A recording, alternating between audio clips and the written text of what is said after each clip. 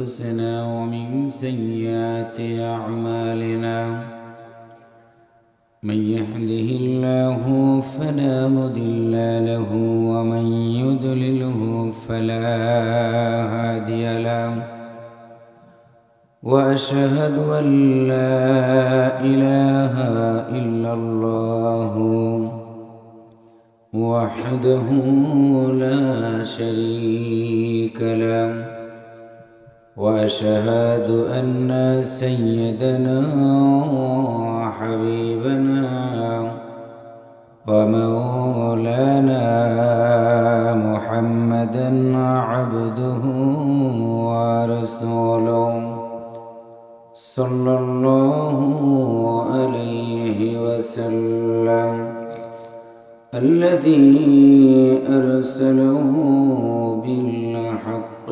بشيرا ونذيرا وداعيا إلى الله بإذنه وسراجا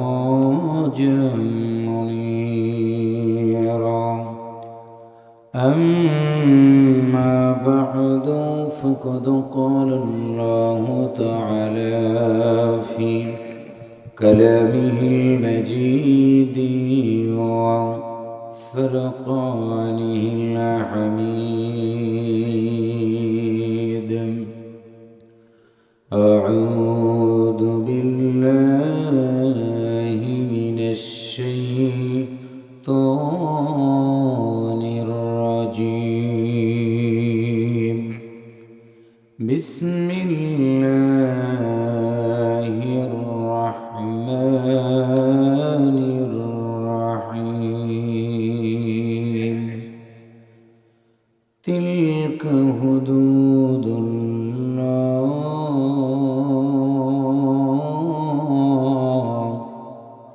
ومن يطع الله ورسوله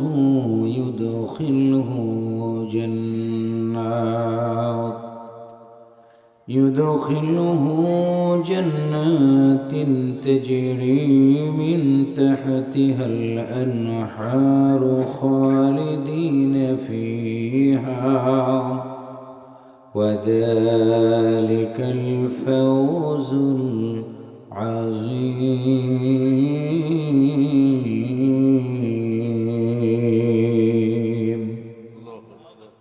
صدق الله مولانا العظيم وصدق نبي الكريم ونحن على ذلك من الشاهدين والشاكرين والحمد لله رب العالمين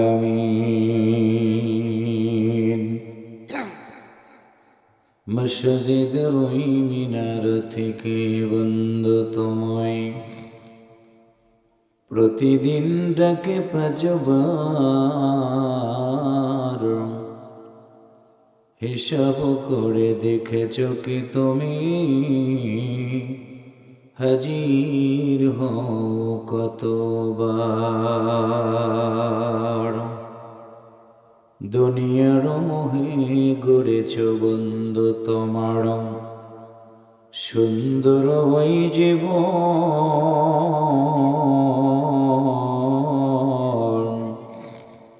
রূহ যেদিন বের হবে তোমার সবাই বলবে তোমার হয়েছে মরণ মসজিদের ওই পালকিটা বন্ধু তোমার আনবে নিয়ে বাড়ি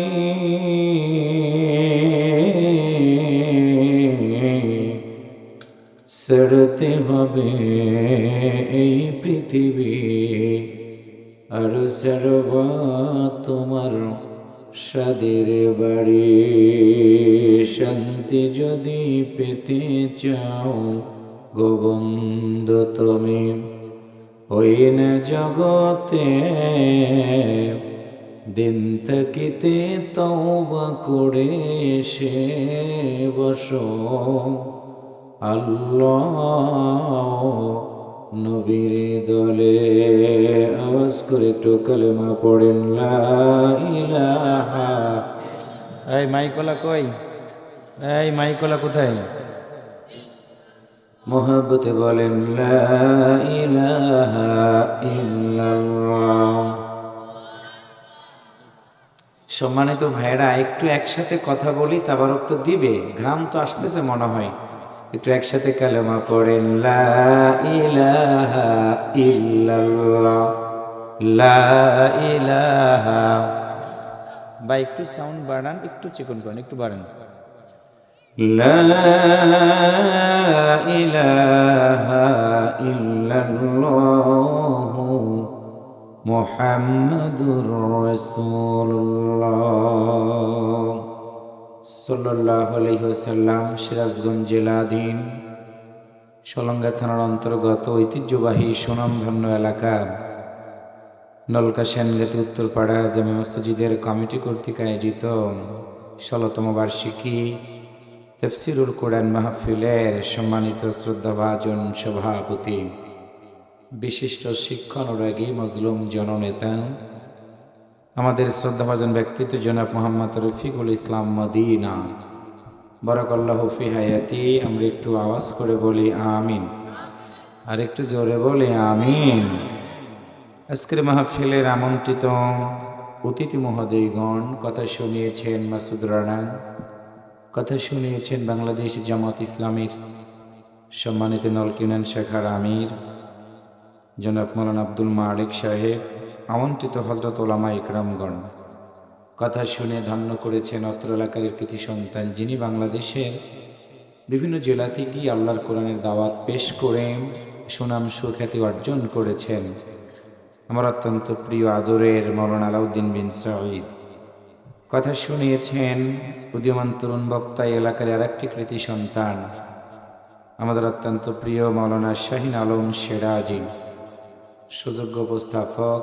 মঞ্চে বসে আছেন নলকা ইউনিয়ন পরিষদের সম্মানিত চেয়ারম্যান সাহেব জনাব রেজাউল করিম, মসজিদ কমিটির সভাপতি নাসিরউদ্দিন ভাই সহ অন্যান্য নেতৃবৃন্দ, আমার সামনে বসা শ্রদ্ধাভাজন মুরব্বিয়ান ইকরাম, প্রাণ প্রিয় যুবক ভাইয়েরা, পর্দার আড়ালে সম্মানিতা শ্রদ্ধেয়া মা এবং বোনেরা, আল্লাহর ঘর মসজিদকে কেন্দ্র করে আজকের এই তাফসীরুল কোরআন মাহফিলের আলোচনার শুরুতেই জানাচ্ছি আপনাদেরকে আন্তরিক অভিনন্দন, মোবারকবাদ। শুকরিয়া আদায় করছি মহান আল্লাহর দরবারে, যিনি আমাদেরকে আজকে পর্যন্ত ভালো রেখেছেন। দোকানে বাড়িতে গাড়িতে না রেখে প্রচণ্ড ঠান্ডা, আজকে প্রচণ্ড ঠান্ডা, কয়েকটা দিন হলো ঠান্ডা, এর ভিতরে আপনারা প্যান্ডেল কানায় কানায় ভরপুর করে বসে আছেন। আপনাদেরকে আন্তরিক ধন্যবাদ জানিয়ে শুকরিয়া আদায় করছি মহান আল্লাহর, যিনি আমাদেরকে বসার সুযোগ করে দিয়েছেন। আওয়াজ করে বলি আলহামদুলিল্লাহ, আর একটু অন্তর থেকে বলি আলহামদুলিল্লাহ। রব্বানা লাকাল হামদ হামদান কাসীরান তাইয়িবান মুবারাকান ফীহি। দুরূদুস সালাম পেশ করছি প্রিয় নবীর প্রতি। মরে যাব যেদিন মসজিদের বারান্দার খাটে উঠাইয়া নলকা কবরস্থানের ভিতরে রাখার সময় একটাই তো দোয়া, বিসমিল্লাহি ওয়া আলা মিল্লাতি রাসূলিল্লাহ। জীবন ছায়ান্নে সে নবীর নামেই যদি আমাদেরকে রেখে দিয়ে আসা হয় কবর জগতে, তখন আমি কথা বলতে পারবো না, আমার হাতের শক্তি থাকবে না, চোখের আলো থাকবে না, বডির গরম থাকবে না। আজকের এই মাহফিল থেকে সে রাসূলের প্রতি জানাই দুরূদুস সালাম, অন্তর থেকে বলি সাল্লাল্লাহু আলাইহি ওয়াসাল্লাম। প্রিয় দিনী ভাই সব কেমন আছেন আপনারা? আরেকবার বলেন আলহামদুলিল্লাহ। আল্লাহ তাআলা আমাকেও ভালো রেখেছেন। আমি আসতে চেয়েছিলাম 10টা 30 মিনিটে, এখানে এসেছি 10টা 42 মিনিটে, 8 মিনিট 12 মিনিট আমার একটু দেরি হয়েছে। এই জন্য কি আপনারা রাগ করেছেন? কথা বলেন, কষ্ট পেয়েছেন? আল্লাহর কোরআন সূরা নিসা থেকে আমি একটা আয়াত তেলাওয়াত করেছি মসজিদের মাহফিল, সেই সাথে একটু কালেকশন আছে, আলাউদ্দিন কালেকশন করতেছিল, শেষ করেই ফেলেছে হয়তো, এরপরেও কিছু যদি বাকি থাকে সেইটা আল্লাহর ব্যাপার, তাদের দানগুলো আল্লাহর ঘরে আসবে কিনা আমি জানি না। কয়েক বছর হলো আমি এই প্রোগ্রামটা করে দেই। আমাকে যখন আলাউদ্দিন বলে, হুজুর সারা বাংলাদেশে আপনাকে কত টাকা দেয়, আপনাকে তো ঠিকমতো সম্মানই করতে পারি কিনা জানি না, তবে এই প্রোগ্রামটা আপনার করাই লাগবে। নিশ্চয়তা আমি বলেছি নাসির ভাইদের সাথে সম্পর্ক আমার হৃদয়ের, তারা টাকা দিক না দিক, হাদিয়া দিক না দিক, আমি সেখানে যাব। কারণ মাজলিসুল মুফাসসিরিনের আলেমদের প্রোগ্রামগুলো যারা ত্যাগ তিতিক্ষার বিনিময়ে আমাদেরকে সহযোগিতা করেছেন, সেই সকল ভাইদের প্রোগ্রামে আমি যাব না, এটা তুমি কি করে ভাবলা?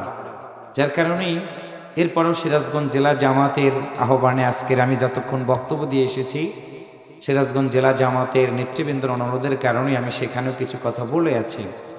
তার মানে হলো সাংগঠনিক বাইরে আমার কথা বলার কোনো সুযোগ নেই, সাংগঠনিক দাওয়াতগুলোতে আমি যাচ্ছি। সেই জন্য আপনারা নাসির ভাই সহ মসজিদ কমিটিকে বলবো, আপনারা কষ্ট করে আয়োজন করেছেন, আমি কৃতজ্ঞতার চাদর দিয়ে আপনাদেরকে ঋণী করব না, তবে ধন্যবাদ জানিয়ে ছোটও করব না। দোয়া করি আল্লাহ তাআলা আপনারা যে ত্যাগ স্বীকার করে ইসলামী আন্দোলনের জন্য যে ত্যাগ তিতিক্ষা আপনারা অর্জন করেন, আল্লাহ তাআলা যেন এই ত্যাগের বিনিময়ে জান্নাতের ভিতরে একটা বড় যেন জায়গা করে দেয়। আমরা একসাথে বলি আমিন, আরেকবার বলি আমিন। সূরা নিসা, বিশ্বনবী সাল্লাল্লাহু আলাইহি ওয়াসাল্লামের মাদানী জিন্দেগিতে সূরাটি নাজিল হয়। মোট আয়াত সংখ্যা 176, রুকু সংখ্যা 24। সেখানকার আমি 2 নম্বর রুকুর 13 নম্বর একটা আয়াত তেলাওয়াত করেছি। কি আছে এই আয়াতের ভিতরে? আমি অনেক সময় আপনারা কথা শুনেছেন, আমি কথা খুবই সংক্ষিপ্ত সময়ে কথা বলি এখন, কারণ শরীর পারে না, বডিও পারে না, প্রতিদিন 4টা 5টা 6টা করে প্রোগ্রামে কথা বলতে হয়। যার জন্য মনোযোগ দিয়ে ঘুমাবেন না, মনোযোগ দিয়ে কথাগুলো শুনুন আমি কি বলতে চাই। সূরা নিসা, একসাথে বলেন কোন সূরা? আরেকবার বলুন কোন সূরা? মোট আয়াত সংখ্যা 176। কত? নাজিল হয়েছিল বিশ্বনবীর মাদানী জিন্দেগিতে। সেখানকার 13 নম্বর আয়াত। কি আছে আলোচ্য আয়াতের ভিতরে? আল্লাহ তাআলা বলেন, তিলকা হুদুদুল্লাহ, আমি আল্লাহ একটা সীমা রেখা দিলাম। যেমন এই প্যান্ডেলটা সাজানোর জন্য একটা সীমা রেখা দেওয়া হয়েছে, মঞ্চ সহ চতুর্পাশে সামিয়ানা দিয়ে সীমা রেখা দেওয়া হয়েছে। এই সামিয়ানার বাইরে যদি কেউ যায়, আমরা বলবো সামিয়ানার বাইরে বসেছেন, সীমার বাইরে তিনি আছেন, সীমা লঙ্ঘন করেছেন। আল্লাহ বলেন, বান্দারে আমি তোমাদের জন্য একটি সীমারেখা দিলাম, সীমারেখার বাইরে তোমরা যাবা না। আর আল্লাহর সীমারেখা হলো আল্লাহর দেওয়া জীবন ব্যবস্থা, আল কোরআন। একটু আল্লাহু আকবার জোরে বলেন। আল্লাহ বলেন, আমার সীমারেখার বাইরে যদি যাও তাহলে তোমাদের উপর অশান্তি তৈরি হবে। তোমরা যদি কারো প্রতি জুলুম করো, আমি আল্লাহর পক্ষ থেকে তোমাদের বিরুদ্ধে অতীতে আমি ফেরেশতা পাঠিয়ে সাহায্য করেছি, আবাবিল পাঠিয়ে সাহায্য করেছি। আমার সীমারেখার বাইরে যাবা, আমি আল্লাহ তাআলা এমন একটা ধাক্কা দিয়ে দিব, যেই ধাক্কার কারণে বাড়ি ঘর ছেড়ে কোথায় যাবা একটা বার চিন্তা করতে পারবা না, যেটা আমরা চর্ম চোখ দিয়ে দেখতেছি। একটু আওয়াজ করে বলেন কথা ঠিক না ভাইরা? তাহলে আল্লাহ বলেন, তিলকা হুদুদুল্লাহ, আমার সীমারেখার বাইরে যাবা না। তার মানে আল্লাহর কোরআনের বাইরে মুসলমান হিসাবে যাওয়ার কোনো সুযোগ নাই। এই কথাটা কি আমার চেয়ারম্যান সাহেবের, না কথাটা কার? আর একটু জোরে বলেন কার? আল্লাহ বলেন, আমার সীমারেখাটা তোমরা মানবা। 2 নাম্বার, মাইয়ুতিল্লাহ ওয়া রাসূলাহু, যতদিন পৃথিবীতে থাকবা, মাইয়ুতিল্লাহ 1 নাম্বার, আমি আল্লাহর তোমরা আনুগত্যটা করবা। আল্লাহকে তো দেখা যায় না, আল্লাহর কথাগুলো আমাদের শুনতে হয়, আল্লাহর আদেশ নিষেধগুলো মানা হলো আল্লাহর আনুগত্য। আল্লাহ বলেন, ওয়া রাসূলাহু, আমার নবীর তোমরা ইত্তেবা করবা। 2টা কাজ তোমরা করবা, আমি আল্লাহ তোমাদের জন্য সুসংবাদ দিলাম, ইউদখিলুহু জান্নাত। বান্দারে, 2টা কাজ করে তোমরা যদি মরে যাও, নলকা থেকে আজরাইল আসে? যারা চুপ করে আছেন, মরবেন না মনে হয়, একসাথে বলুন তো, নলকা থেকে আজরাইল আসে? আর একবার বলেন, আসে? আজরাইল আসবে, রুহুটা কবজ করে নিবে। আল্লাহ বলেন, ইউদখিলুহু জান্নাত, 2টা কাজ করে আমার কাছে তুমি আসবা, আমি তোমাকে জান্নাত দিয়ে দিব। সুবহানাল্লাহ কইতে ইচ্ছা করে না? আল্লাহ বলেন, কোন জান্নাত? তাজরি মিন তাহতিহাল আনহার, যে জান্নাতের তলদেশ দিয়ে ঝর্ণা প্রবাহিত হতে থাকবে, নিয়ামতের রাজরাজি থাকবে। কতদিন থাকবা? 5 বছর, 10 বছর, 41 সাল, 60 সাল, কতদিন? আল্লাহ বলেন, খালিদিনা ফিহা, আমার জান্নাতে যারা ঢুকবে তারা আর কোনো দিন বের হবে না। সুবহানাল্লাহ বলা দরকার। আমরা কি সেই জান্নাতে যেতে চাই? কথা বলেন, যেতে চাই? সেই জান্নাতে যদি যেতে চাই, আল্লাহ বলেন যতদিন বাঁচবা, 1 নম্বর আমার সীমারেখার বাইরে যাবা না, 2 নম্বর মাইয়ুতিল্লাহ, আমি আল্লাহর আনুগত্য করবে, 3 নম্বর রাসূলাহ, আমার রাসূলের আদর্শ মেনে জীবন চালাবা। এই 3টা কাজ তোমরা করবা, জালিকাল ফাউজুল আযীম। আমি বললাম এটা হলো তোমাদের জীবনে বিরাট সফলতা। চোখ দিয়ে আমরা দেখি যারা ছিল রাজার হালাতে, যারা ছিল লক্ষ কোটি কোটি টাকার মালিক, যাদের আওয়াজের কারণে গোটা মানুষগুলো তছনছ হয়ে যেত, আজকে তাদের অপকর্মের কারণে, অন্যায়ের কারণে, আল্লাহর সীমারেখার বাইরে যাওয়ার কারণে আল্লাহ তাদের কেমন শাস্তি দিয়েছে, যার কারণে ভালো ডিমের দাম শুধু বাড়ে নাই, পচা ডিমের দামও বেড়ে গেছে। একটু কথা বলেন, ঠিক না ভাইয়েরা? চিন্তা করে দেখলাম, শুনেছি নাকি পাউরুটি ফ্যাক্টরিতে, কেকের ফ্যাক্টরিতে পচা ডিম দিয়ে নাকি কেক বানাই, শোনা কথা, আমার জানা নাই। তবে আল্লাহ চোখ দিয়ে দেখার সুযোগ করে দিল। দোকানে গিয়ে বলে, ভাই একটা কি পচা ডিম হবে? দোকানদার বলে, সবাই এসে বলে ভালো ডিম আছে কিনা, আপনি বলেন পচা ডিমের কারণটা কি? তখন লোকেরা বলে, ভাই পচা ডিম লাগাবো তাদেরকে যারা এই দেশের টাকা চুরি করেছে, পচা ডিম দিয়ে ঢালাবো তাদেরকে যারা এদেশের কোরআনের পাখি সহ অসংখ্য দিনের দায়ীদেরকে হত্যা করেছে, পচা ডিম দিয়ে মারবো তাদেরকে যারা আমাদেরকে বাড়ি ঘর ছাড়া করেছে, মায়ের কাছ থেকে সন্তানটাকে কেড়ে নিয়েছে। গতকালকে নোয়াখালী থেকে 10 বছর পরে আমার এক ভাইকে, শহীদ ভাইকে উত্তোলন করা হলো। তার বুকের ভিতরে একটি বুলেট এখনো বের করা হয়েছে, পাওয়া গেছে। বুলেটটাকে দিয়ে তার বুকটাকে ঝাঁঝরা করে দেওয়া হয়েছে। গতকালকে টেলিভিশনের সাক্ষাৎকারে এক সন্তানের বাবা বলেছে, আমার ছোট্ট বাচ্চাটাকে মারতে তো একটা বুলেটই যথেষ্ট ছিল, এতগুলো বুলেট দিয়ে আমার সন্তানের বুকটা ঝাঁঝরা করার তো কোনো প্রয়োজন ছিল না।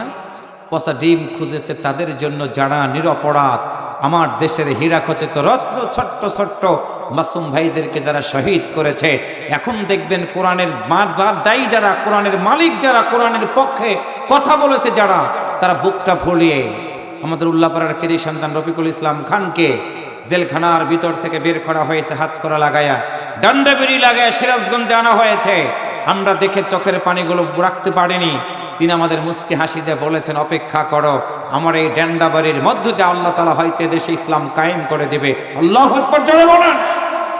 কোরআনের দায়ীদেরকে জেলখানা থেকে বের করা হয়েছে অপমান করার জন্য, ডান্ডা বেরি লাগিয়েছে। আর আমার আল্লাহ তাআলা আজকে তাদের জন্য শুধু ডান্ডা বেরি লাগায় নাই, কোরআনের বিরুদ্ধে আল্লাহর সীমারেখার বাইরে যাওয়ার কারণে আজকে দুনিয়াটা তাদের জন্য জাহান্নামে পরিণত হয়ে গেছে। সুতরাং পায়ে ধরে বলি, আমাদেরকে সিদ্ধান্ত নিতে হবে, তিলকা হুদুদুল্লাহ। যারা যে দল করেন, যারা যে দল করেন, আল্লাহর সীমারেখার বাইরে যদি যান, তাহলে আল্লাহর বিচার, আল্লাহর একটি কথা মনে রাখতে হবে, আমার আল্লাহ ছাড় দেয় কিন্তু ছেড়ে দেয় না। আমার আল্লাহ ছাড় দেয়, ছেড়ে দেয় না। আমরা দায়িত্ব হলো দিনের দাওয়াতি কাজ করে মানুষগুলোকে আল্লাহর দিকে আনবো। সব দলের ভাইদের কাছে কোরআনের কথা শুনিয়ে দিব, মানবে কি মানবে না তার ব্যক্তিগত ব্যাপার। আল্লাহর দরবারে আমাদেরকে যেন আসামির কাঠগড়ায় দাঁড়াতে না হয়। যে দাওয়াত দিয়েছে বিশ্ব নবী সাল্লাল্লাহু আলাইহি ওয়াসাল্লাম, আমাদের মিশন এক, আল্লাহর এই জমিনে দিন কায়েমের দাওয়াত দিয়ে মানুষগুলোকে আল্লাহর দিকে আহ্বান করব। বিনিময়ে যদি আমার জীবন চলে যায়, যাবে, অসুবিধা নাই, একদিন মরবো। কেউ মরে রোড অ্যাক্সিডেন্টে, কেউ মরে স্ট্রোক করে, কেউ পানিতে ডুবে, কেউ বা জ্বর হয়ে মারা যায়। আমাদের টার্গেট থাকবে আল্লাহর জমিনে দিন কায়েমের পক্ষে মানুষগুলোকে ডাক দিতে গিয়ে আমাদের মৃত্যুটা যেন আল্লাহ শহীদে মৃত্যু দেয়। আমিন জোরে বলেন। সেই প্রত্যাশা রেখে দেখেছেন নাসির ভাইয়েরও ডান্ডা বেরি পড়াই ছিল, হাড়ে কলিজাটা ফেটে যায়। অপরাধ কিচ্ছু ছিল না, এরা তো চোর না, ডাকাত না। কিন্তু আল্লাহ তাআলা দেখেন যাদের নেতৃত্বে এই কাজগুলো করা হয়েছিল, আজকে তাদের অবস্থানটা কোথায়, এটার দ্বারা আমাদেরকে শিক্ষা গ্রহণ করে জীবন চালাইতে হবে। প্রিয় ভাইয়েরা, ফিলিস্তিনের মুসলমানদের দিকে তাকাই, লেবাননের মুসলমানদের দিকে তাকাই, বাংলাদেশ সহ গোটা পৃথিবীর মুসলমানদের দিকে আমরা তাকাবো। কারণটা হলো, একটা মুসলমানের গায়ে কেউ যদি আঘাত করে, আমরা সেইটা মানবো না, মানবো না। কথা বলেন ঠিক কিনা? আজকে মসজিদ গড়ার জন্য এখানে মাহফিলের আয়োজন করা হয়েছে। আপনারা স্বতঃস্ফূর্ত কালেকশনে টাকা দিয়েছেন, সহযোগিতা দিয়েছেন। কিন্তু আজকের একটা নিউজ হলো, ভারতের প্রায় 200 বছরের একটা মসজিদকে গতকালকে বিকেলবেলা ভেঙ্গে সেইখানে মন্দির বানানোর তারা ষড়যন্ত্র করছে। আমার দেশের লাল সবুজের পতাকাটা রাস্তার উপরে ফেলে দিয়ে ভারতের হিন্দুত্ববাদী বিজেপি সরকার আমার দেশের পতাকার উপরে পাড়া দিয়ে, আমার দেশের পতাকার উপরে গাড়ি চালিয়ে দিয়ে অসম্মানী করছে। অথচ সেই দেশে বসে বাংলাদেশের বিরুদ্ধে যারা ষড়যন্ত্র করে, আল্লাহর কসম করে বলি, এদেশের মানুষ প্রতিটা রক্তের বিনিময়ে তাদের প্রাণ ভরে বিচার গ্রহণ করে ফাঁসির কাজটা তাদেরকে দেশের মানুষ দেখতে চায়।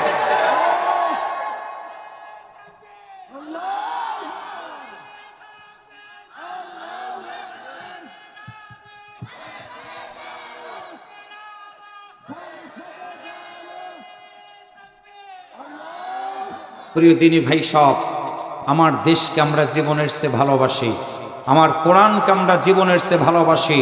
আমার দেশের 1 ইঞ্চি মাটির দিকে কেউ যদি চোখ তুলে তাকায়, সেই চোখ এই বাংলাদেশের মানুষ উপড়ে ফেলে দিবে। কথা বলেন ঠিক না ভাইরা? সেই জন্য আমরা সীমারেখাটা একসাথে বলেন তো মানব কার? আরো জোরে বলেন কার?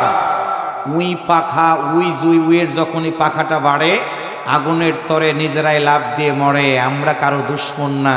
তাদের অপকর্মের কারণেই তারা 8 কিলোমিটার দূর থেকে দেখে কোরআনের পাখি সহ কোরআনওয়ালা মানুষগুলোকে ফাঁসির রায় দিয়েছে 8 কিলোমিটার দূর থেকে।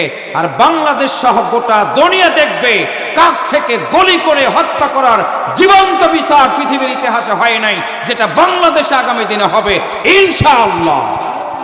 সুতরাং আমাদেরকে সীমারেখা লক্ষ্য করে আমাদের জীবন চালাইতে হবে। একদিন আমরা মরব, আমরা মরে আল্লাহর জান্নাতে যেতে চাই। একসাথে বলেন কোথায়? আর একটু জোরে বলেন কোথায়? সেই জন্য সীমারেখা মানব কার?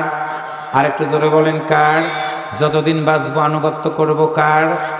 আনুগত্য করব রসুলের। 3টা কাজ করব আমরা, আল্লাহ দিব আমাদের জান্নাত। সেই জান্নাতে যাওয়ার জন্য আরেকবার একটা আওয়াজ করে বলুন তো, যতদিন বাঁচবো কোরআনের পক্ষে আমাদের থাকা দরকার আছে? একসাথে বলেন আছে? কথাটা বলেছেন কে? কোন সূরা?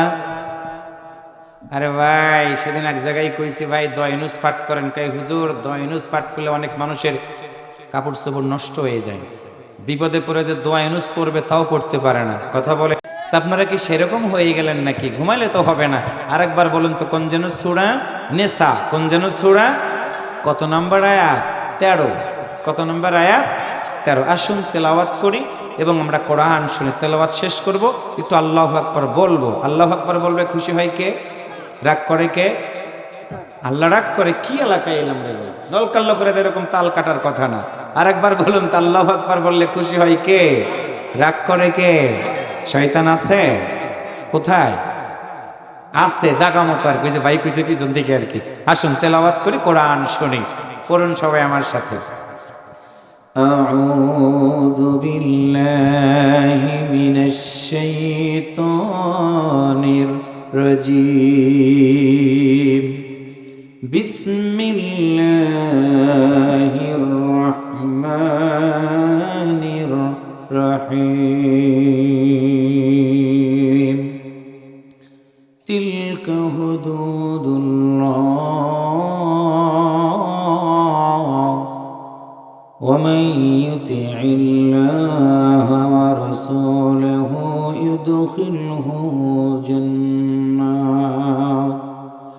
يدخله جنات تجري من تحتها الأنهار خالدين فيها وذلك الفوز العظيم।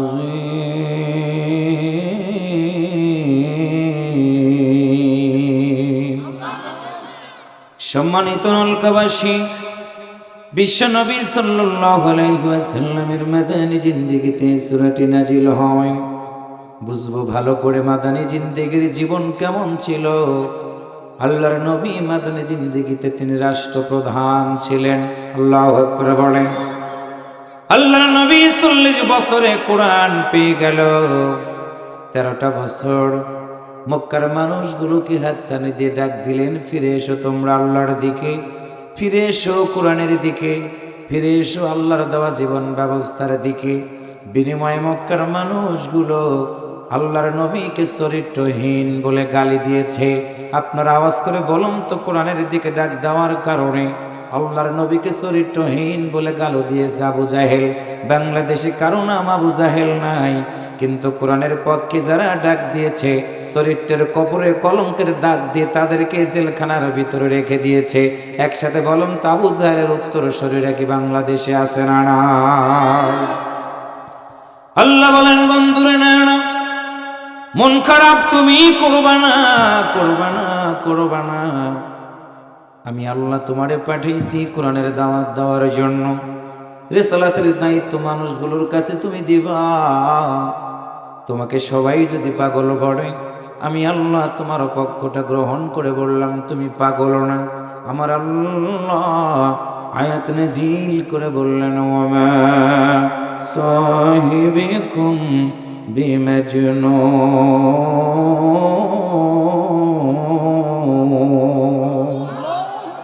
আল্লাহ বলেন, বন্ধুরে তুমি পাগল না, পাগল না। কোরআনের দাওয়াত তুমি দিতে থাকো। মক্কার লোকেরা একত্রিত হয়ে গিয়ে আল্লাহর নবীকে বললেন, বুঝতে পেরেছি তুমি পাগল না, কিন্তু কোরআনের দাওয়াত কেন তুমি দাও? আল্লাহ নবী বললেন, শুনে রাখো, আমার আল্লাহ মানে পাঠাইছে রিসালাতের দায়িত্ব মানুষের কাছে পৌঁছানোর জন্য। সম্মানিত ভাইয়েরা, আল্লাহর নবীকে সঙ্গে সঙ্গে চরিত্রহীন বলে গালি দেওয়া হলো। ডাক দেয়া বলল, আব্দুল্লাহর বেটা, শুনেছি তুমি কোরআনের দাওয়াত দাও, বাপদাদার ধর্মে তুমি চুনকালি লাগাই দিয়েছ। বুঝতে পেরেছি রে, তোমার চরিত্র অনেক খারাপ হয়ে গেছে। জবান খুলে বলুন, তোমার নবীর চরিত্র কি বিন্দু মাত্র খারাপ ছিল? আল্লাহ বলেন, বন্ধুরে শুনে রাখো, শুনে রাখো, ওয়াইন্নাকা লাআলা খুলুকিন আযীম। আল্লাহ বলেন, বন্ধুরে না, না, তোমার চরিত্রটা খারাপ না, খারাপ না, কিন্তু কোরআনের দাওয়াত দেওয়ার কারণে চরিত্রহীন বলে তোমাকে গালি দিয়েছে। কলিজাটা ফেটে যায় প্রিয় ভাইয়েরা। আল্লাহর নবী ছিলেন সমাজের বুকে আদর্শ নেতা। আল্লাহ বললেন, ওয়াইন্নাকা লাআলা খুলুকিন আযীম। বন্ধুরে, আমি তোমাকে উত্তম চরিত্র দিয়ে পৃথিবীর বুকে পাঠিয়ে দিলাম। সেই চরিত্রবান মানুষটাকে চরিত্রের উপরে কলঙ্কের দাগ দিয়ে আবু জাহেল অথবা সাহেবারা। আল্লাহর নবী চিন্তার মধ্যে পড়ে গেলেন। আবু জাহেলের দলের লোকেরা ডাক দেয়, বলল, আব্দুল্লাহর বেটা, তুমি কোরআনের দাওয়াত দেওয়া যদি বন্ধ না করো, তোমার বিরুদ্ধে আমরা মামলা দিয়ে তোমাকে গ্রেফতার করে নিয়ে দিব। আল্লাহ রাসূল কোরআনের দাওয়াত দিচ্ছিলেন।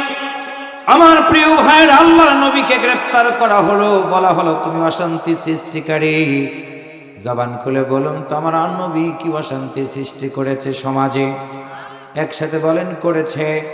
আল্লাহ বলেন, ওয়ামা আরসালনাকা ইল্লা রাহমাতাল লিল আলামিন। আল্লাহর বান্দারা, আমার আল্লাহ বিশ্ব নবীকে জগতের উপরে রহমত হিসেবে প্রেরণ করলেন। বুঝবেন নলকার ভাইয়েরা, কোরআনের দাওয়াত দেওয়ার কারণে রাসূলকে পাগল বলল। কোরআনের দাওয়াত দেওয়ার কারণে বিশ্ব নবীকে আমার প্রিয় ভাইরা চরিত্রের উপরে কলঙ্কের দাগ দিয়ে দিল। কোরআনের দাওয়াত দেওয়ার কারণে আল্লাহর নবীকে আমার প্রিয় ভাইরা অশান্তি সৃষ্টিকারী বলে গ্রেফতার করে নিয়ে গেল। সান্ত্বনা হলো আমাদের এইখানে। আল্লাহর নবীর আগেও কোনো গুনাহ ছিল না, পিছনেও কোনো গুনাহ ছিল না। ওই নবী যদি কোরআনের দাওয়াত দেওয়ার কারণে জেলখানার ভিতরে যেতে পারে, তাহলে আমি রাকিবুল ইসলাম, নাসিরউদ্দিন, রফিকুল ইসলাম মদিনা, আব্দুল মালিক, রেজাউল মেম চেয়ারম্যান সহ একটু অন্তর খুলে বলুন তো, ওই নবীর দাওয়াতি কাজ যদি আমরা করি, আল্লাহর কসম করে বলি তো, সকল সুন্নত পালন করার চেয়ে জেলখানায় যে সুন্নত আদায় করা বলেন তো মুসলমান হিসেবে দরকার আছে না? না। আমার প্রিয় ভাইরা, আল্লাহর নবীকে প্রস্তাব দেওয়া হলো, কোরআনের দাওয়াত দিতে পারবা না, জেলখানায় তোমাকে বন্দি করে রাখা হবে। আবু জাহেলের দলের লোকেরা তাই করলো। যেমন করে প্রিয় ভাইয়েরা, আমাদের সাবেক ফ্যাসিস্ট মন্ত্রী বলেছিলেন খালেদা জিয়া সম্পর্কে, আমি তাকে বাড়ি ছাড়া করব, বাড়ি ছাড়া করলো তাকে জোর করে। খালেদা জিয়ার চোখের পানি হয়তো আল্লাহর দরবারে কবুল হওয়ার কারণে বাড়ি ছাড়া করলো তাকে। আমার আল্লাহ তাআলা ওই ফ্যাসিস্টকে দেশ ছাড়া করে দিয়েছে। তার মানে হলো কার অন্যায় কে করে, যার অন্যায় সেই করে। একটু আওয়াজ করে বলেন কথা ঠিক না ভাইরা? এই জন্য আল্লাহ বলেন তিলকা হুদুদুল্লাহ, বান্দারে আমার সীমারেখার বাইরে তোমরা যাবে না। 13টা বছর বিশ্বনবী কোরআনের দাওয়াত দিয়ে দিলেন, মানুষগুলোকে ডাক দিলেন। কোরআনের পাখি আল্লামা দুলার হোসেন সাইদি রাহিমাহুল্লাহ এই কোরআনের দাওয়াত দিয়েছেন 50টা বছর। এই অপরাধে জালিমরা 13টা বছর তাকে জেলখানার ভিতরে বন্দী করে রেখেছিল। তার মানে আল্লাহর নবীকে বন্দী করে রেখে দিয়েছিল আবু জাহেল। কোরআনের দাওয়াত দেওয়ার কারণে নাম থাকা লাগে নাই, নাম থাকা লাগে নাই, গোটা দুনিয়া প্রমাণ করে দিয়েছে আবু জাহেলের দলের লোকেরাই শুধুমাত্র কোরআনওয়ালা মানুষগুলোকে জেলখানায় রাখতে পারে। আওয়াজ করে বলেন কথা ঠিক কিনা? আল্লাহর বান্দারা প্রস্তাব দেওয়া হয়েছিল, কোরআনের দাওয়াত দিতে পারবে না, আল্লাহর জমিনে দিন কায়েমের পক্ষে কথা বলতে পারবে না। যদি এমপি হতে চাও এমপি বানাবো, মন্ত্রী হতে চাও মন্ত্রী বানাবো। কিন্তু কোরআনের দায়ীরা বলেছিল না না, মানব রচিত আইনগুলো মানি না, মানবো না। সৃষ্টি করেছেন জি আল্লাহ, এই দুনিয়াতেও হুকুমটাও চলবে। একসাথে বলেন তো কার? আর একটু জোরে বলেন কার? এই কথা বলার কারণে আল্লাহর বান্দারা তিল তিল করে আল্লাহর বান্দাদেরকে বিদায় করে দিয়েছে। আল্লাহ বলেন বাছাইকৃত মানুষ তো হয় তারা, কোরআনের দাওয়াত তো দেয় তারা, হুয়া জাতাবাকুম, আমি আল্লাহ যাদেরকে বাছাই করে নিয়েছি। আল্লাহর বান্দারা শহীদ হয় তারা। একটা ক্লাসে 100 জন ছাত্র থাকতে পারে, সবার রোল এক হয় না। এক রোল হয় তার, ক্লাসের ভিতরে লেখাপড়া ভালো যার, ঠিক হাজারো লক্ষ মানুষের ভিতরে শহীদ হয় যারা। আমার আল্লাহ তাআলা কবুল করে নিয়েছে যাদেরকে। কারণ হলো শহীদ হতে দেরি হবে, আল্লাহর জান্নাতে যাওয়ার জন্য আল্লাহ কখনো দেরি করাবেন। আল্লাহ বলেন ওয়ালা তাকুলু লিমান ইয়াকতালু ফি সাবিলিল্লাহি আমওয়াত بل أحياء ولكن لا تشعرون।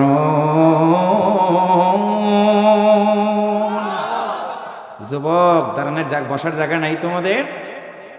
সামনে আসো, প্রমোশন না, এখানে আসো, সামনে আসো। ভাই আপনারা একটু পিছন থেকে আগে আসেন, আমাদের ভাইয়েরদেরকে বসতে দেন। ওরা তো যুবক, ওদের আজকে মাহফিলের অনেক দরকার। কারণ হলো যুবকদের মাধ্যম দিয়ে আমরা সুন্দর করে কথা বলার সুযোগ পেয়েছি। আজকের মাহফিল থেকে যুবকরা যদি কোরআনওয়ালা হয়ে যায়, আমার বিশ্বাস এই নলকার মাটি হবে ইসলামী আন্দোলনের দুর্বার ঘাঁটি। আগামী দিনে এই যুবকরা ইসলামের পতাকা উড্ডীন করার জন্য তারা ভূমিকা রাখবে। সবাই একটু ইনশাআল্লাহ বলেন।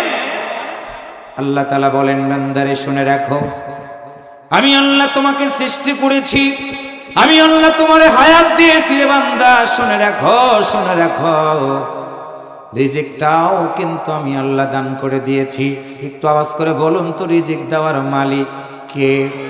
আল্লাযী জাআলা লাকুমুল আরদা ফিরাশাও ওয়াস সামাআ বিনাআও وأنزل من السماء ماء فأخرج به من الثمرات رزقا لكم فلا تجعلوا لله أندادا وأنتم تعلمون।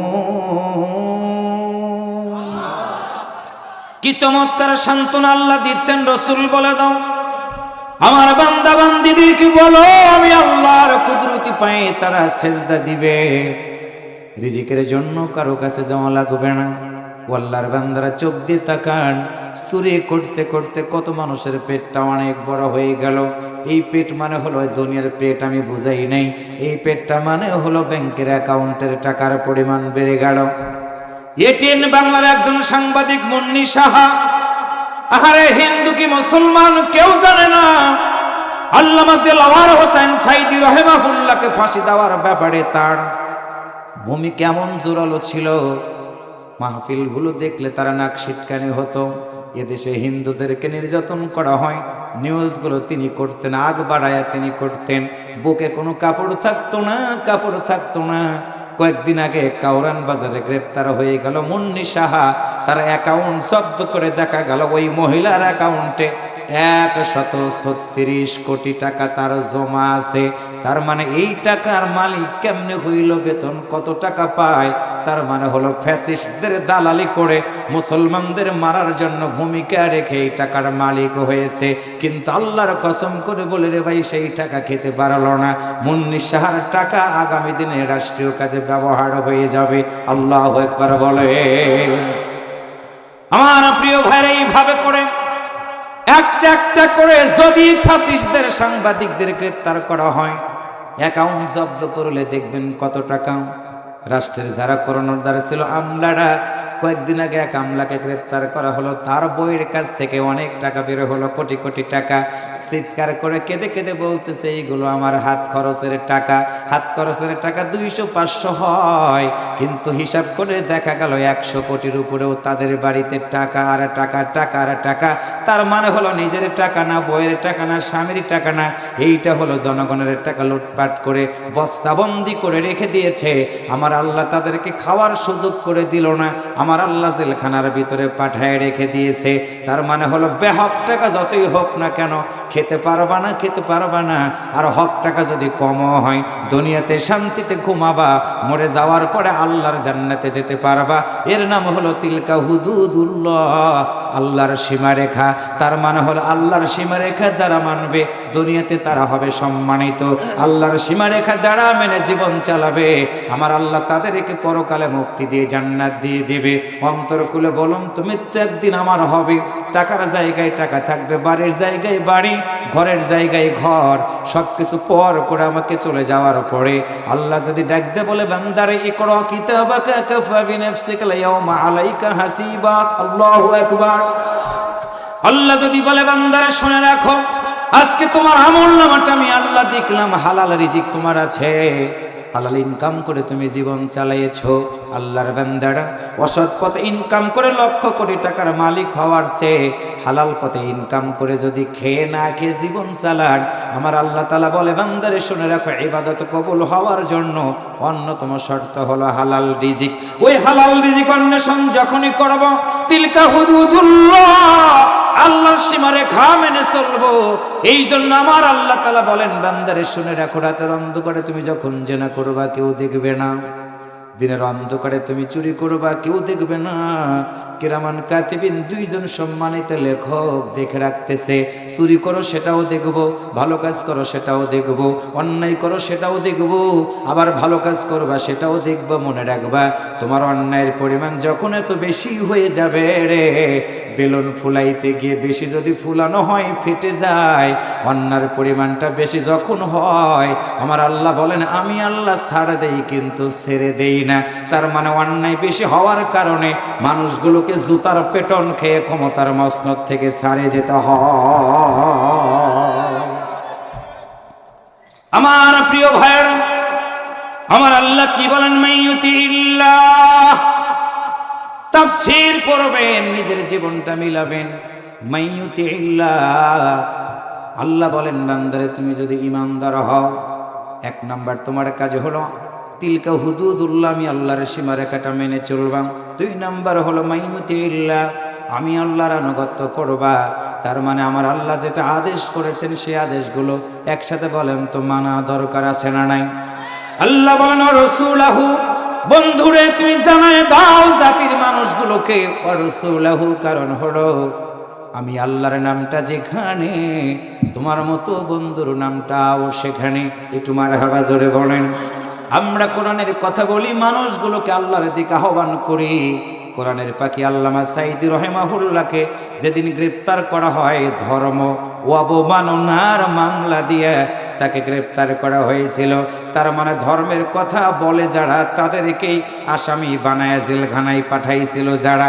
আল্লাহর বান্দা তিনি হয়ে গেছেন শহীদ। তার প্রতিটা কথা বাস্তবে হয়ে গিয়ে তিনি একটা কথা বলেছিলেন, পালানের মতো ইন্দুরের গর্তও পাবা না, এখনো পায় না তারা।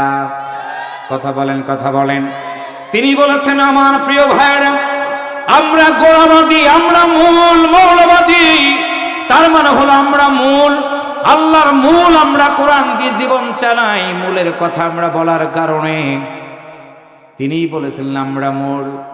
মূল যদি গাছের গোড়া ধরে ঝাঁকি দেয়, আগাবাদীরা কিন্তু দিল্লিতে গিয়ে মামু বাড়ি গিয়ে পড়বা। আমি বলি মামু বাড়ি না, দিল্লি হলো কিছু মানুষের স্বামীর বাড়ি। আমার প্রিয় ভাইয়েরা, আমার আল্লাহ তার প্রতিটা কথাকে বাস্তবায়ন করে দিয়েছেন। তার মানে হলো কোরআনওয়ালাদের সাথে আবু জাহেল দুশ্মনী করেছে, বদরের যুদ্ধে তাকে বিদায়ী হতে হয়েছে 14 বছরের 2টা বাচ্চার আঘাতের মাধ্যম দিয়ে। একটু আওয়াজ করে বলুন তো, বাংলাদেশ সহ গোটা পৃথিবীতে ইসলামের বিপ্লব যত হয়েছে, বড় বড় মানুষগুলো পৃথিবী থেকে বিদায়ী হয়েছে রে ছোট ছোট মানুষদের কারণে।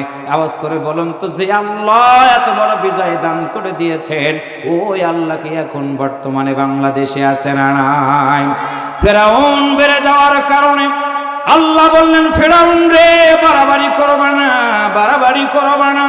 ফেরাউনের বাড়িতে, ফেরাউনের ঘরে আমার আল্লাহ মুসা আলাইহিস সালামকে পৃথিবীতে পাঠাই দিলেন।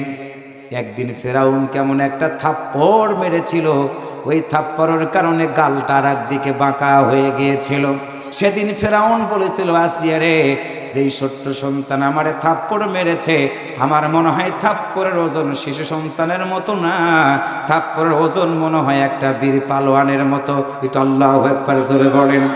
আমার প্রিয় ভাইয়েরা, সেই ফেরাউন সমাজ চালাইতে চালাইতে চালাইতে এমন জুলুম করা শুরু করে দিলেন। আমার আল্লাহ বললেন, মুসা রে তুমি টেনশন করো না, দুর্বল হয়ে যাবে না। কারণ হলো আমি তো সে আল্লাহ, যে আল্লাহ গোটা পৃথিবীটাকে আমার বান্দাদের জন্য বিচরণ ভূমি বানাই দিয়েছি। একটু সুবহানাল্লাহ জোরে বলেন। আমার প্রিয় ভাইয়েরা, ফেরাউন রেগে গেল।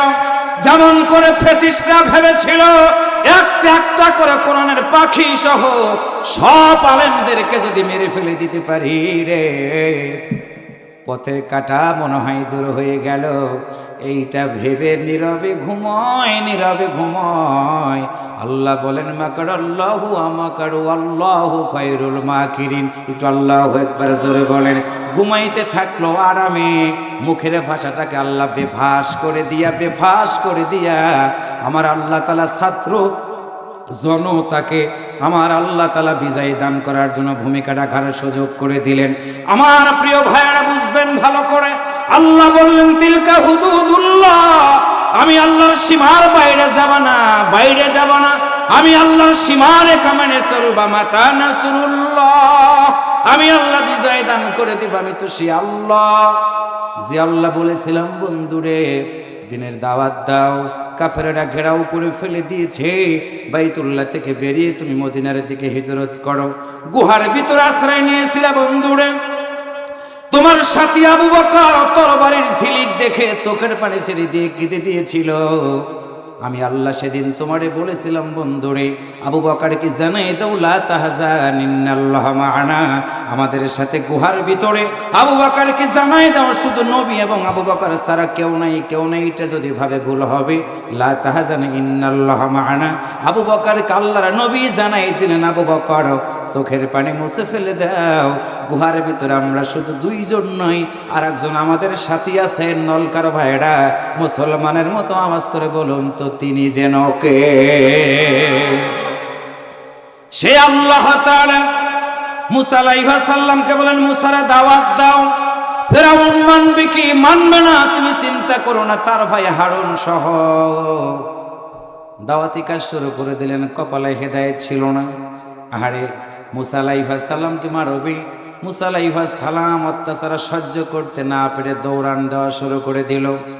দৌড়াইতে দৌড়াইতে প্রিয় ভাইরা সাগরের কিনারে, নদীর কিনারে পৌঁছে গেল। আল্লাহ বললেন, কোন ফায়াকুন, পানি রে 2 ভাগ হয়ে যাও। তাফসিরে পড়ে দেখলাম শুধু পানি 2 ভাগ হয় নাই, একটা প্রাচীর হয়ে গেছে নলকাতে। ফ্লাইওভার হওয়ার কারণে ফ্লাইওভারগুলো দেখে কলিজাটা ঠান্ডা হয়ে যায়। এত বড় ফ্লাইওভার, সুন্দর করে ফ্লাইওভারের নিচ দিয়ে গাড়ি যায়, উপর দিয়ে গাড়ি যায়, দুই পাশ দিয়ে গাড়ি যায়। আল্লাহ বলেন মুসা রে শুনে রাখো, এই ফ্লাইওভারগুলো দেখে আমার মনে হয় এটা মনে হয় মুসা আলাইহিস সালামের সেই ফ্লাইওভার। একটু মারহাবা জোরে বলেন। আল্লাহ বলেন মুসা রে তুমি ঝাঁপায় পড়ো পানির ভিতরে। আমার আল্লাহর আদেশে মুসা আলাইহিস সালাম নদী পার হওয়ার জন্য যখন রওনা করলেন, রাস্তাটা কাদা থাকলো না, কাদা থাকলো না, শক্ত হয়ে গেল, দুই পাশে প্রাচীর ওয়াল হয়ে গেল। মুসা আলাইহিস সালামকে আমার আল্লাহ তাআলা পার করে দেওয়ার পরে ফেরাউন এসে দেখলো, হারে এই রাস্তা দিয়েই তো মুসা গেছে, এত সুন্দর নদী জীবনে কোনোদিন দেখি নাই, আজকে নদীর ভিতর দিয়ে রাস্তা দেখতে পেয়েছি, এত সুন্দর রাস্তা জীবনে দেখে নাই, আজকে দেখার সুযোগ পেয়ে গেছি। মাঝখানে নামার পরে আল্লাহ বললেন, ও মুসা তুমি পার হয়ে গেছো, জিব্রাইল আমাকে জানাই দিয়ে গেছে তুমি নিরাপদ দূরত্বের ভিতরে অবস্থান করতেছো। আল্লাহ পানিকে বললেন, পানি রে কোন ফায়াকুন, যা ছিলা তাই হয়ে যাও।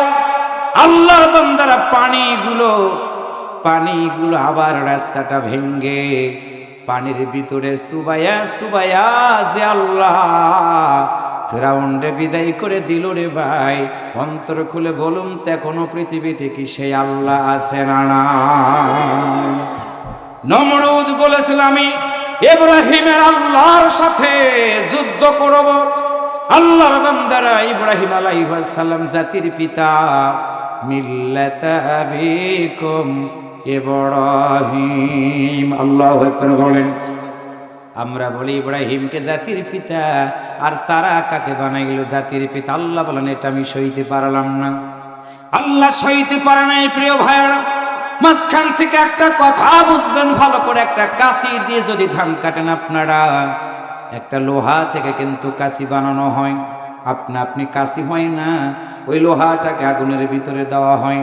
লোহাটা যখন লাল হয়ে যায়, পাশে থাকে একটা পানির পাত্র, কামার মহোদয় একটা হাতুড়ি নিয়ে লাল লোহাটা যখন হয়ে যায়, এইরকম শক্ত একটা নিচে একটা লোহা, মাঝখানে আবার লাল লোহাটাকে রেখে হাতুড়ি দিয়ে পিটায়া পিটায়া ওই লোহাটাকে লম্বা বানায়া একটা রড থেকে যেমন বানাই কাঁচি রে, ওই কাঁচিটা দিয়ে আমরা ধান কাটি, খড় কাটি, কলা কাটি, এটা কাটি সেটা কাটি, শুধুমাত্র লোহা দিয়ে কিন্তু ধান গাছ কলা গাছ কাটা যাবে না।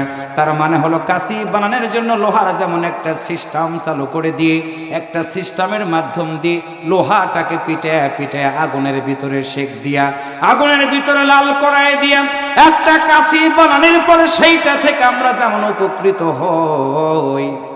আল্লাহ বলেন বান্দারি আমি আল্লাহ বিজয় দিব তোমাকে, আমি আল্লাহ জান্নাত দিব তোমাকে, তোমাকে কি আমি কি একটু আগুনের ভিতরে পোড়াবো না? ওয়ালা নাবলুওয়ান্নাকুম বিশাইইম মিনাল খাউফি ওয়াল জু'i ওয়া নাকসিম মিনাল আমওয়ালি ওয়াল আনফুসি ওয়াস সামারাত ওয়া বাশশিরিস সাবিরিন। আর একটু জোরে বলা দরকার। আল্লাহ বলেন আমি তো সেই আল্লাহ তোমার জান্নাত দিব, কারণ হলো তোমার বাবাকে তোমার মাকে আমি আল্লাহ জান্নাতের ভিতরে রেখে দিয়েছিলাম। নলকার ভাইরা আওয়াজ করে বলুন তো আমাদের আদি পিতাকে? আদি পিতা আদম আলাইহিস সালাম ছিলেন জান্নাতের ভিতরে, আমরা তারই সন্তান জান্নাতের ভিতরে ছিলাম।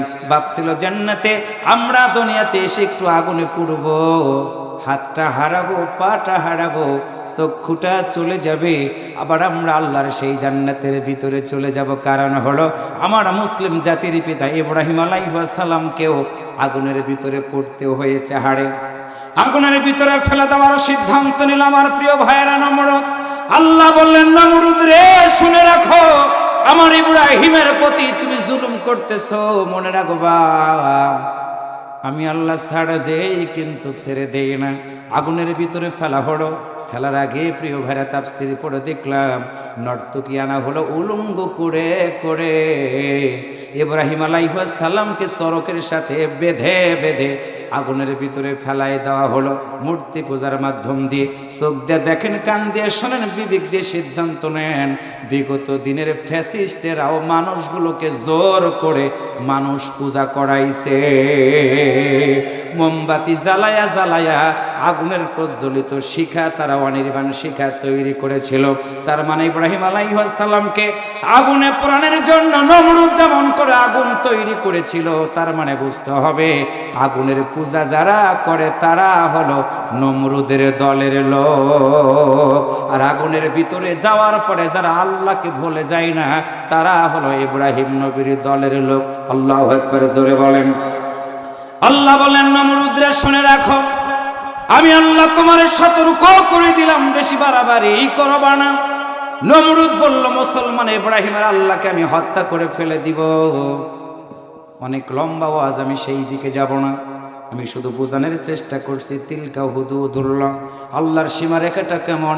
ইব্রাহিম আলাইহিস সালাম শুধু আল্লাহর কাছে বলেন, আল্লাহ ইন্নী ওয়াজ্জাহতু ওয়াজহিয়া লিল্লাযী ফাতারাস সামাওয়াতি ওয়াল আরদা হানিফা ওয়া মা আনা মিনাল মুশরিকিন।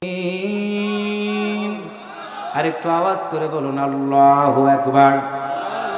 আমার আল্লাহ তাআলার পক্ষ থেকে ঘোষণা হয়ে গেল, ইব্রাহিম শুনে রাখো, আগুনের ভিতরে তোমার ফেলে দিয়েছে, চিন্তা করবে না। ইয়ানারু কুনি বারদাও ওয়া সালামান আলা ইব্রাহিম। আগুনের ভিতরে ফেলে দিল নমরুদ। আমার আল্লাহ বলেন, আগুনটা তুমি ঠান্ডা হয়ে যাও। শুধু ঠান্ডা হয়েও না, নাতিশীতোষ্ণ এয়ার কন্ডিশন হয়ে যাও। একটু আল্লাহু আকবার, জোরে বলেন। ওই নমরুদের বাড়াবাড়ির কারণে আমার আল্লাহ বললেন, নমরুদ রে, আমি আল্লাহ তোমারে ধ্বংস করে দিব। আল্লাহু আকবার বলেন।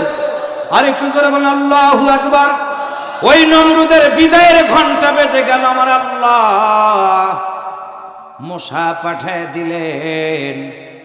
সব মশারা যারা যারা মতো দায়িত্ব পালন করতেছে, কেউ মন্ত্রীকে ধরে, কেউ এমপিকে ধরে, কেউ চেয়ারম্যানকে ধরে, কেউ মেম্বারকে ধরে, কেউ বা আমার প্রিয় ভাই নমরুদের দলের লোকদেরকে ধরে। একটা মশা মানে হলো একজন নেতা। ধরতে ধরতে দেখা গেল একটা মশা, তার একটা পা নাই। ওই মশাটা পাহাড়ের গর্তের পাশে দাঁড়ায় দাঁড়ায় আল্লাহকে বলল, আল্লাহ তুমি যে মশাগুলো পাঠাই দিয়েছ, সবগুলো মশারা তাদের শিকারী পেয়ে গেছে, কিন্তু আল্লাহ আমি তো কাউকে পেলাম না, কাউকে পেলাম না। আমার একটা পা না থাকার কারণে আল্লাহ তুমি কোনো শিকারীকে আমারে দিলা না। আল্লাহ বলেন, মশারে চিন্তা করো না, তোমার জন্য আমি আল্লাহ বড় শিকারীটা রেখে দিয়েছি। একসাথে বলেন তো, যেই আল্লাহ নমরুদের মতো মানুষকে ছোট্ট মশার মাধ্যম দিয়ে পৃথিবী থেকে বিদায় করে দিয়েছিলেন, একসাথে বলেন তো তিনি যেন কে? আর একটু জোরে বলেন কে?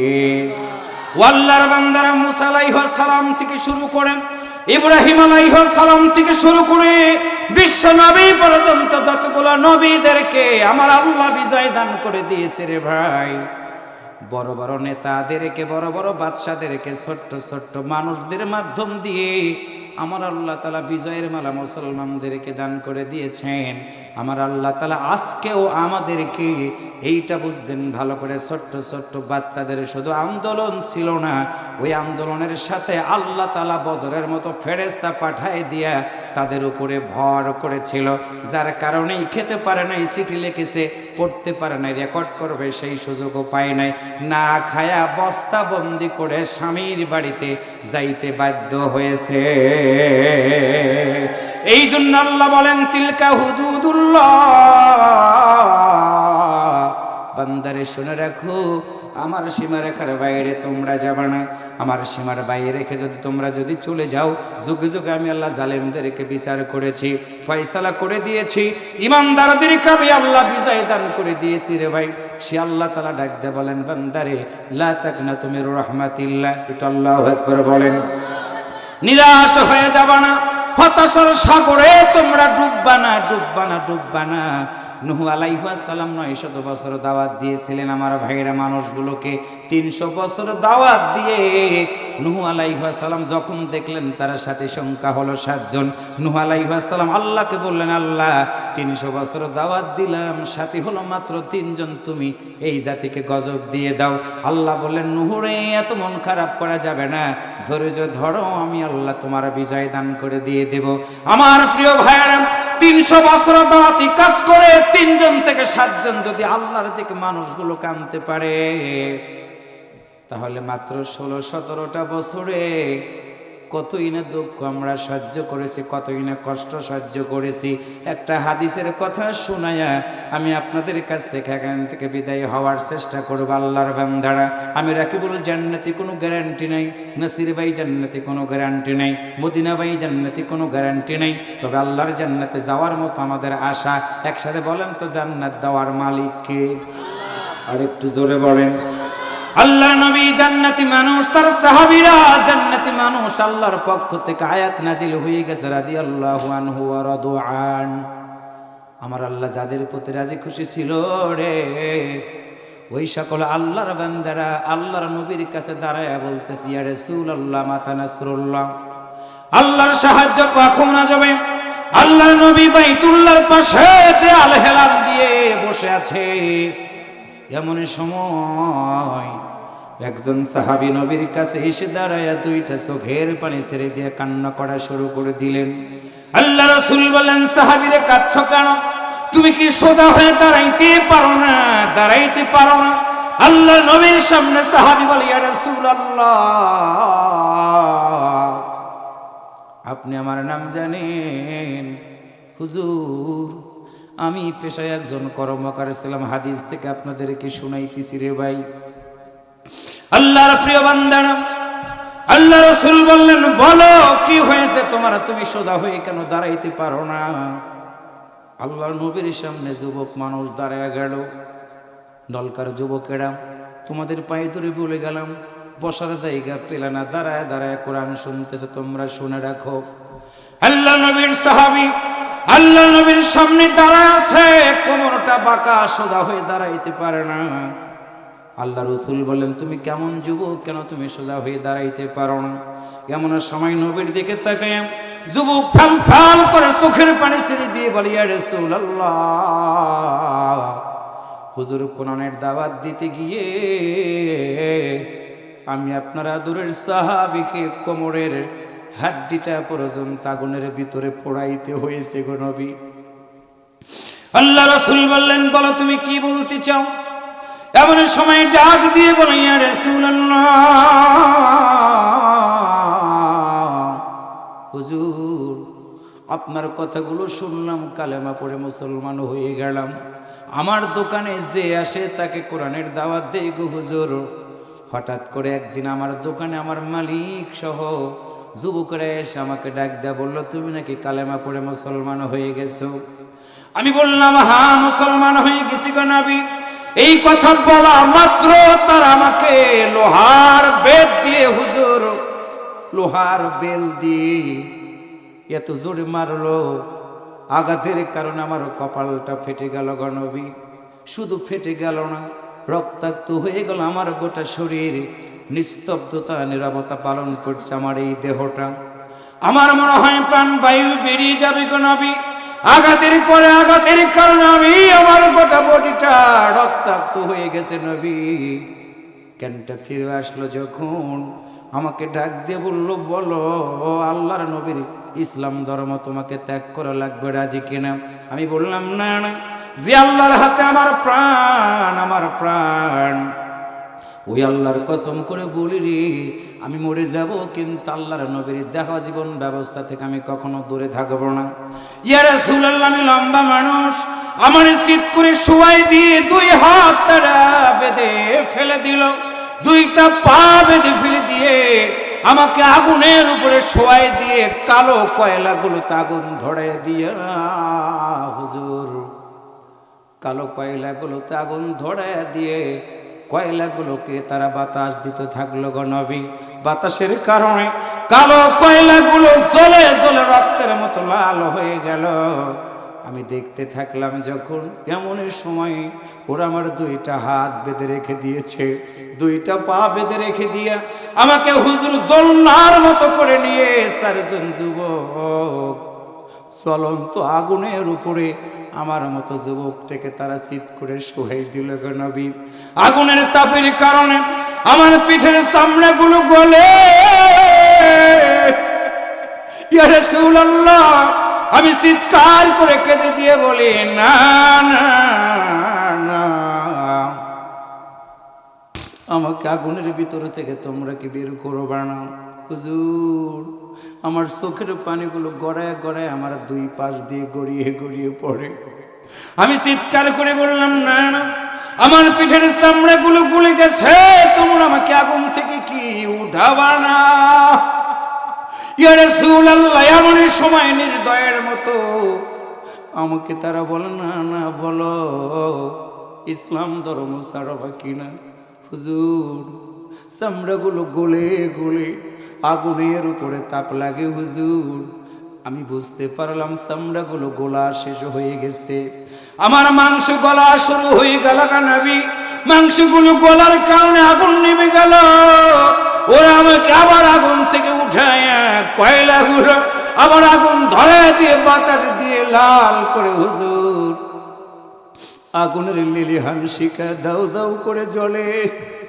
ইয়া রাসূলুল্লাহ, এমন সময় ওরা আমাকে দুই হাত দুই পা বেঁধে আগুনের উপরে শোয়াই দিল। হুজুর, মাংসগুলো গুলে গুলে আমার হাড্ডিতে গিয়ে আগুনের তাপ লাগা শুরু হয়ে গেল। নবী, আমি জ্ঞানটা হারিয়ে ফেললাম। ভাবছিলাম আমার জীবনে কোনোদিন মনে হয় আপনার মতো নবীর সাথে আমার দেখা হবে না। আল্লাহর নবী কথাগুলো শুনে দা দা করে চোখের পানিগুলো ছেড়ে দিয়ে বলে, সাহাবী রে,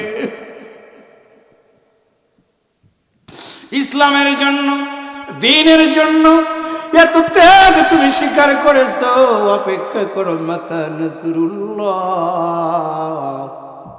অপেক্ষা করো, আল্লাহর সাহায্য একদিন আসবে রে। সাহাবী আল্লাহ নবীর সামনে দাঁড়া করে সাহাবী জবান খুলে বলে, ইয়া রাসূলুল্লাহ, আমার মাংসগুলো গলে গেল, দুঃখ নেই, আমার হাড্ডিগুলোতে তাপ লাগার কারণে হুজুর আমি আর সোজা হতে পারি না।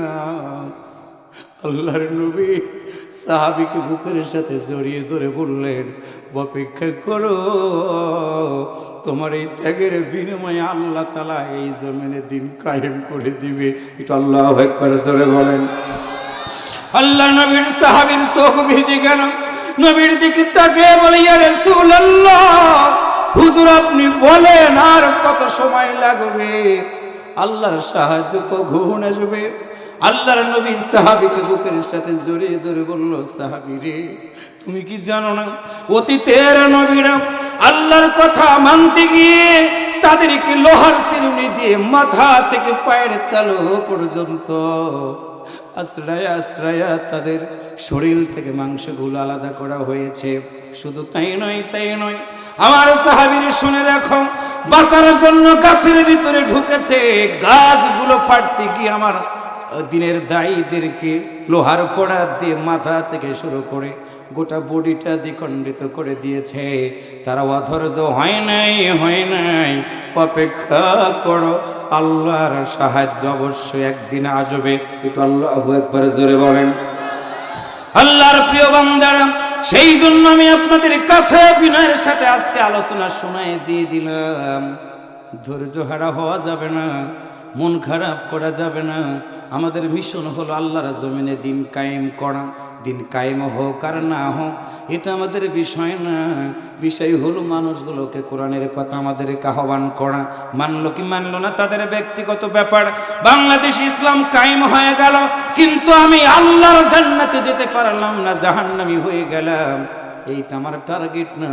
আমার টার্গেট হলো দাওয়াতি কাজ যেমন করব, এই জীবন শেষ করার পরে আল্লাহর জান্নাতে যেন আমার আল্লাহ তাআলা একটু করে জায়গা করে দেয়, সেই জন্য আমাদেরকে সংগ্রাম, আমাদের আন্দোলন, আমাদের মাহফিল, সব কাজগুলো আমাদেরকে করা লাগবে। আপনাদের কাছে শেষ কথা বলে দিয়ে গেলাম, প্রিয় ভাইরা, মাতা নাসরুল্লাহ, আল্লাহর সাহায্য এসে গেছে। এখন আমাদের কাজ হলো প্রতিটা মানুষের কাছে আল্লাহর আইন, সৎ লোকের শাসনের কথাগুলো বলা। আল্লাহু আকবার জোরে বলেন। আল্লাহর নবী যেমন একটা ঘুণে ধরা সমাজকে আল্লাহর কোরআন দিয়ে দাওয়াতি কাজ করে প্রতিটা মানুষের মুখে হাসি ফুটিয়েছিল, আমাদেরও দায়িত্ব হলো হিংসা ভুলে যাব, বিদ্বেষ ভুলে যাব, প্রতিটা ভাই কামড়া বুকের সাথে জড়িয়ে ধরবো, কোরআনের দাওয়াত দিয়ে মানুষগুলোকে হাতছানি দিয়ে ডাকবো। জাহান্নামে যেতে পারবে না, রৌদ্রের তাপ যদি গরম হয়, রৌদ্রের ভিতরে আমরা থাকতে পারি না, তাহলে কেমনে এই বডিটা আল্লাহ জাহান্নামের ভিতরে ফেলে দিলে কেমনে থাকবো? পারবো না, পারবো না। যার কারণে নলকারা ভাইয়েরা, মুরব্বীদেরকে বলে গেলাম, দিন কায়েমের জন্য তিনটা জিনিসের দরকার। এক নাম্বার হলো মুরব্বীদের দোয়া, দুই নাম্বার হলো শহীদের রক্ত, তিন নাম্বার হলো ধনীর অর্থ। তিনটা জিনিস আমার এই বাংলাদেশে পড়েছে। আপনাদেরকে পায়ে ধরে বলে গেলাম, জনসমর্থনগুলোকে আমরা জনশক্তিতে রূপান্তরিত করব। একটাই আওয়াজ, আল্লাহর আইন চাই, সৎলোকের শাসন চাই, শোষণমুক্ত সমাজ চাই। এইটা মুখের গরম দিয়ে হবে না আমার প্রিয় ভাই, এইটা সম্ভব হবে তখন আল্লাহর কোরআন পার্লামেন্টে কায়েম হয়ে যাবে। যখন সে একটা সমাজ যখন কায়েম হয়ে যাবে, আল্লাহ রসুল বলেছিলেন সানা থেকে হাজারা মাউত পর্যন্ত রাতের অন্ধকারে সুন্দর রমণীরা ঘুরে ঘুরে বেড়াবে, একটা লোকও তাকে ধর্ষণ করতে পারবে না। মানুষগুলো দরজা খুলে ঘরের ভিতরে মালপত্র রেখে ঘুমাবে, একটা চোর তাদেরকে ঘরের ভিতরে থেকে জিনিসপত্র চুরি করবে না। সেই সমাজটা আসবে তখন রে ভাই, বাংলাদেশের জমিনে আল্লাহর কোরআনটা কায়েম হয়ে যাবে যখন। একটু অন্তর খুলে বলুন তো, কোরআনের সমাজ কায়েম হোক। যারা যারা চান তারা একটু শেষবারের মতো দুহাত তুলে আমার আল্লাহকে দেখায়া দেয়।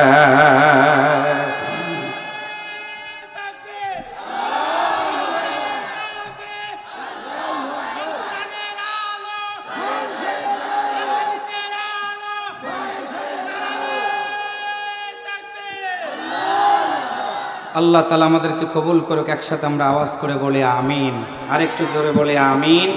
প্রিয় ভাইরা, দোয়া করব। দোয়ার আগে আমি আপনাদের কাছে 5টা মিনিট সহযোগিতা কামনা করছি। সেটা